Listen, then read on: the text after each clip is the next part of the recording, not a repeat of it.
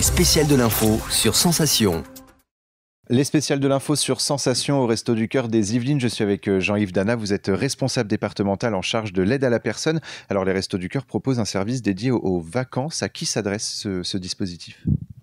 Alors, ce dispositif s'adresse à tout le monde, à toutes les personnes que nous accueillons, c'est-à-dire aussi bien aux personnes qui bénéficient de l'aide alimentaire qu'aux personnes qui sont au-dessus d'un certain barème et qui ne peuvent pas avoir de l'aide alimentaire, mais qui, néanmoins, peuvent avoir un accès à des vacances ou à des places de cinéma.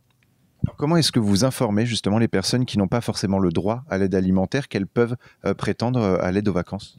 Alors, c'est pendant le processus d'inscription, lorsque les personnes viennent chez nous, on regarde leurs capacités, leurs ressources, leurs charges, et en fonction du niveau de ressources qu'elles ont, au final, on leur dit si elles peuvent ou pas accéder à l'aide alimentaire.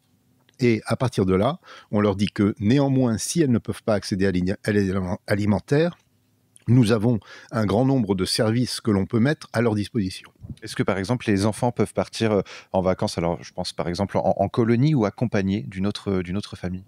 Alors oui, on organise des colonies pour les enfants, bien évidemment, mais aussi on organise des séjours aussi bien pour les enfants que pour les familles et que pour les seniors. Pourquoi les seniors doivent être intégrés justement à ce dispositif des vacances et plus largement, pourquoi les vacances sont essentielles pour les personnes accueillies ? Alors, plusieurs choses. Les seniors, il est très important que les seniors puissent partir parce que souvent, ils sont seuls. Souvent, ce sont des personnes seules qui ont relativement peu de relations sociales et ça leur permet de retisser ce lien social et ça leur permet de garder des contacts avec les personnes qu'ils ont rencontrées pendant ces vacances. Est-ce que vous avez un petit exemple de vacances que peuvent faire justement les personnes accueillies ? Alors, on a plusieurs exemples.